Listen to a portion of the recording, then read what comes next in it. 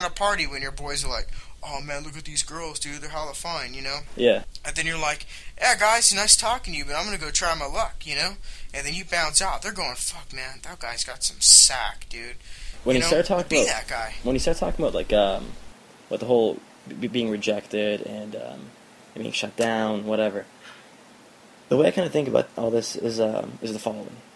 Let's say in one weekend, I talk to 10 different girls, and I get rejected. Let's say two, three of those times. And by rejected, I don't mean like, oh, fuck you, oh, go fuck yourself, because that doesn't happen. Yeah, yeah. It doesn't happen Just to wasn't anybody. feeling you. It doesn't happen to everybody. That's very rare shit to be like blown up at like that. Yeah. Just through shit like, oh, I'm busy this week. I'm actually really busy right now, or oh, I have a boyfriend, or just simple blow-offs. Typical Yeah. guys just don't have that because they don't approach. Period. So I used to tell my friends like, yeah, dude, I got blown out, pretty bad this Saturday. They'll be like, oh, Yeah. dude, I haven't been blown out, in 2 years now. And I'm like, well, dude, you haven't approached anybody in 2 years either. Yeah. So. I mean, it's true. I mean, you'd be surprised on what women will go for what, you know? Mm-hmm. And, it's just like, you can't be looking at yourself and thinking this or that about yourself. You just need to go because, some women, some of the hottest women out there, tell you the truth, get approached the least because dudes are just afraid to talk to them, Yeah. And so they may see you and go, shit, I kind of like this guy. Screw it, Mm-hmm. Screw it, dude. You just won, dude. I mean, I'll tell you the truth. I mean, just to wrap up everything we're talking about, on all the points we're talking about, you got to get out there and work your game. That's all there is to it. Go out there, experience, work your game, and then we'll see what's up. And,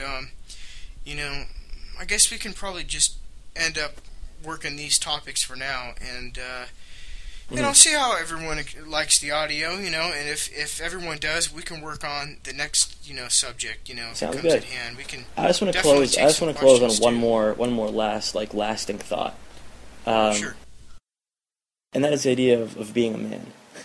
And it sounds kind of strange actually, it's not that strange. It's actually pretty relevant. I don't know why I was talking about it sounded strange, but yeah, being a man is very important to pick up in general, because if you come off as like very effeminate and not sure about yourself and just like not dominant, then you're just another girl, and girls aren't attracted to those kind of girls. Either they want, you know what I mean? Either they want a man, or it's like that lesbian shit going on. But you can't be effeminate and like just a pussy in general, because then you're not gonna get anywhere. Yeah, that's true. You gotta, and that'll come with confidence. Yeah. It'll come with confidence. I think the worst thing you can do is just hide your intent. When you start talking to a girl, they know you're interested. Whether or not you're talking about the weather or like what job you have or whatever. It doesn't matter. Like, she knows the reason you're talking to her is because you're interested. So trying to like to hide it and be like, oh yeah, let's talk about weather and like how your drive to work is and all that stuff before you get into any kind of flirting is just hiding intent. Because there's no reason why you'd be talking to a stranger about the weather without being interested in them. Yeah. At least with a girl. And so what I think is very important is you have to always come off as like playful, flirtatious, like having fun, because then you're not hiding your intent. You're not being a creeper who's like, oh, let me pretend I'm not interested in you so I can, you know what I mean? Yeah. Just, and you know what? That's very be true. flirty, be like playful right off the bat, And it'll go so much better than if she's wondering, wait, why is he talking to me? Why isn't he, acting, Yeah. Why isn't he showing any intent at all? And just being like, a cardboard dude. Yeah. Well, they'll smell it on you too, and that's just either an interesting guy or not, and you just want to keep him going. Exactly. But I'll tell you what.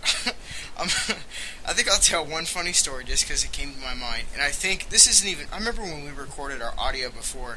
I told a funny story before, but this is going to be a completely different one, and this is just going to be a perfect example of what we're talking about. And I might even have to clean it up a little bit. I don't know who's going to listen to this audio commentary or whatever. Exactly.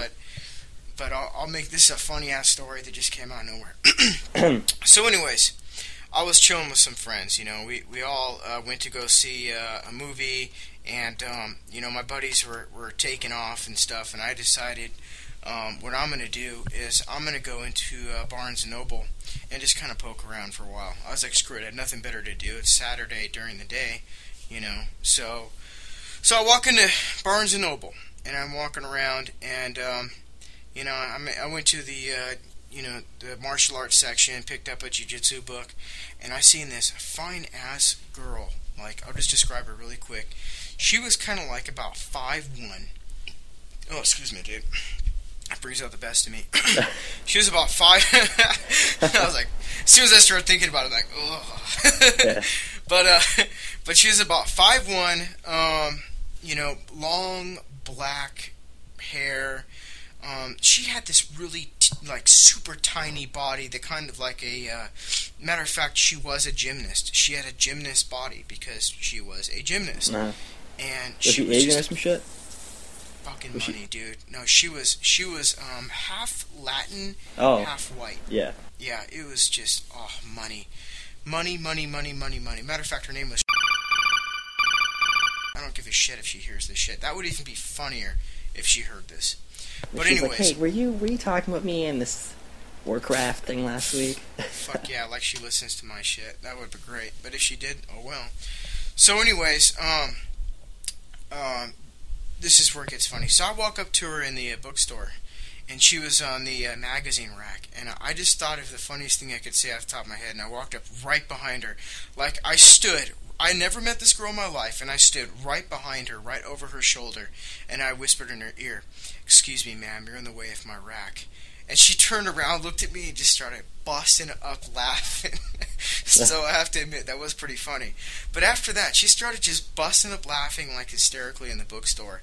And then I started laughing at her, and I said, "Hey, look, you know, I just couldn't help myself. You were looking pretty good over here, and I had to just kind of just joke with you and introduce myself a little bit." So she introduced herself, and I introduced myself, and we started talking a little bit, you know.